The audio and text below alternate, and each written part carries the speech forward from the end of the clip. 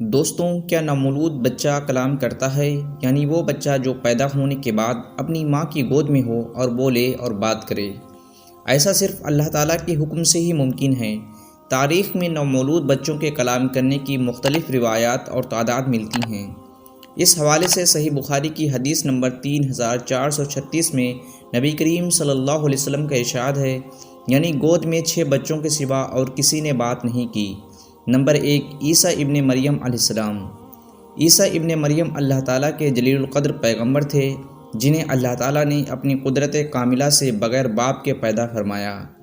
آپ کی والدہ بی بی مریم کو اللہ تعالیٰ کے فرشتے جبریل علیہ السلام نے بیٹے کی خوشخبری سنائی تو آپ نے فرمایا کہ میرا بیٹا کیسے پیدا ہو سکتا ہے، کیونکہ مجھے کسی مرد نے آج تک ہاتھ نہیں لگایا، اور نہ ہی میں نے کسی سے نکاح کیا ہے اور نہ ہی میں نے کسی سے زنا۔ تو فرشتے نے کہا، میں اللہ تعالیٰ کا فرشتہ ہوں۔ پھر اللہ تعالیٰ کے حکم سے حضرت عیسیٰ علیہ السلام کی پیدائش ہوئی۔ یہ مکمل واقعہ اللہ تعالیٰ نے قرآن مجید میں ارشاد فرمایا۔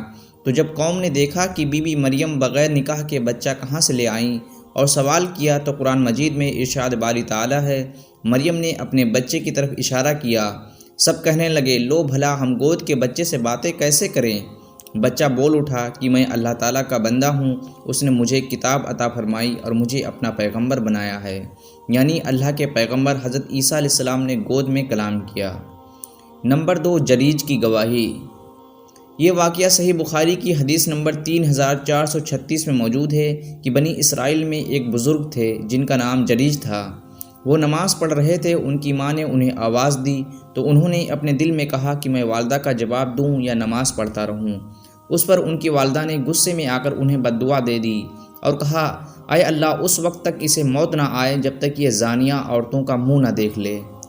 جریج اپنے عبادت خانے میں رہا کرتے تھے۔ ایک مرتبہ ان کے سامنے ایک فحاشہ عورت آئی اور اس نے بدکاری کرنا چاہی، لیکن انہوں نے اس کی خواہش پوری کرنے سے انکار کر دیا۔ پھر وہ ایک چرواہے کے پاس گئی اور وہاں اس چرواہے کے ساتھ زنا کیا اور ایک بچہ پیدا ہوا، اور اس نے جریج پر یہ تہمت لگا دی، یہ بچہ جریج کا ہے۔ ان کی قوم کے لوگ آئے اور جریج کا عبادت خانہ توڑ دیا، انہیں نیچے اتار کر لائے اور انہیں گالیاں دینے لگے۔ پھر انہوں نے وضو کر کے نماز پڑھی۔ اس کے بعد اس بچے کے پاس آئے اور اس سے پوچھا کہ بتا تیرا باپ کون ہے؟ بچہ اللہ کے حکم سے بول اٹھا کہ میرا باپ جریج نہیں بلکہ وہ چرواہا ہے۔ اس پر ان کی قوم شرمندہ ہوئی اور کہا، ہم آپ کا عبادت خانہ سونے کا بنائیں گے، لیکن انہوں نے کہا، ہرگز نہیں، مٹی کا ہی بنے گا۔ نمبر 3، ماں کو ٹوکنے والا بچہ۔ بخاری شریف کی اسی حدیث میں یہ واقعہ بھی موجود ہے کہ بنی اسرائیل کی عورت تھی، اپنے بچے کو دودھ پلا رہی تھی۔ قریب سے ایک سوار نہایت عزت والا گزرا۔ اس عورت نے دعا کی، اے پروردگار، میرے بچے کو بھی اس جیسا بنا، لیکن بچہ اللہ کے حکم سے بول پڑا کہ اے اللہ، مجھے اس جیسا نہ بنانا۔ پھر اس کے سینے سے لگ کر دودھ پینے لگا۔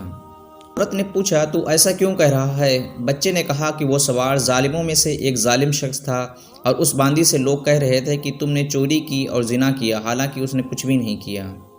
نمبر 4، مشاطہ فرعون کا بچہ۔ یہ موسیٰ علیہ السلام کے زمانے کے فرعون کی مشاطہ کا واقعہ ہے۔ مشاطہ اس خادمہ کو کہا جاتا ہے جو بالوں کو کنگھی کرتی ہے۔ فرعون کی مشاطہ رب موسیٰ پر ایمان رکھتی تھی اور اللہ تعالیٰ کی نیک بندی تھی۔ ایک دن فرعون کی بیٹی کے بالوں میں کنگھی کرتے ہوئے اس کے ہاتھ سے کنگھی گر گئی تو اس کی زبان سے اچانک بسم اللہ نکلا۔ فرعون کی بیٹی نے اپنے باپ کو بتایا کہ یہ مشاطہ میرے باپ یعنی فرعون کو نہیں مانتی بلکہ موسیٰ علیہ السلام کے رب پر ایمان رکھتی ہے۔ تو فرعون نے اس مشاطہ کی اولاد سمیت اسے کھولتی ہوئی دیگ میں ڈالنے کا حکم دے دیا۔ اس کی گود میں ایک بچہ تھا۔ جب اس بچے کو دیگ میں پھینکنے لگے تو وہ مشاطہ گھبرا گئی، تو اللہ تعالیٰ کے حکم سے وہ بچہ بول اٹھا، اے میری ماں، خوف نہ کھاؤ، میں دیکھ رہا ہوں کہ اس آگ سے جہنم کی آگ بہت شدید ہے، اور اللہ تعالیٰ اس کو آگ میں ہمارے لیے سکون اور راحت والی بنائے گا۔ نمبر 5، اصحاب الاخدود والا بچہ۔ اصحاب الاخدود کے لغوی معنی اہل خندق کے ہیں، اور ان سے مراد وہ لوگ ہیں جنہیں دین حق عیسیٰ ابن مریم علیہ السلام کے مذہب سے نہ پھرنے کی سزا کے طور پر بادشاہ کے حکم پر خندق میں ڈال کر جلا دیا گیا تھا۔ اصحاب الاخدود کا واقعہ انتہائی طویل ہے اور قرآن مجید کی آیت میں اس کا تذکرہ بھی موجود ہے۔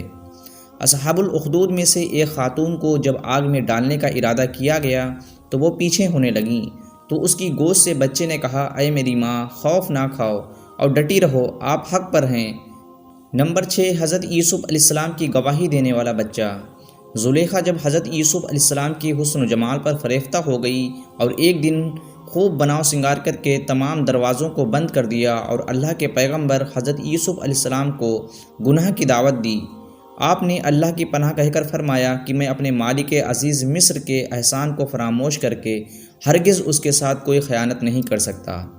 پھر جب خود زلیخا آپ کی طرف لب کی تو آپ اللہ کا نام لے کر بھاگ نکلے اور زلیخا نے دوڑ کر پیچھے سے آپ کے دامن پکڑ لیا جو پھٹ گیا تھا، اور آپ کے پیچھے زلیخا دوڑتی ہوئی صدر دروازے پر پہنچ گئی۔ اتفاقاً سے ٹھیک اسی حالت میں عزیز مصر مکان میں داخل ہوا اور دونوں کو دوڑتے ہوئے دیکھ لیا، تو زلیخا نے عزیز مصر سے کہا کہ اس غلام کی سزا یہ ہے کہ اس کو جیل خانہ میں بھیج دیا جائے یا اور کوئی دوسری سخت سے سخت سزا دی جائے کہ اس نے میری عزت پر ہاتھ ڈالا ہے۔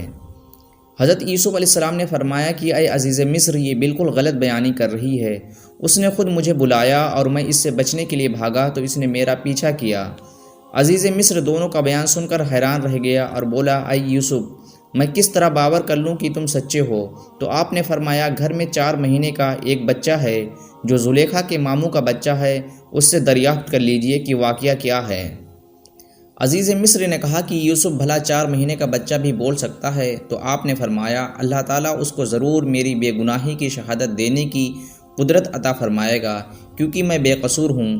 چنانچہ عزیز مصر نے جب اس بچے سے پوچھا تو اس بچے نے واضح بلند وسیع زبان میں یہ کہا، گواہی دی کہ اگر ان کا کرتا آگے سے پھٹا ہوا ہے تو عورت سچی ہے اور یوسف گنہگار، اور اگر ان کا کرتا پیچھے سے پھٹا ہوا ہے تو عورت جھوٹی ہے اور یوسف سچے۔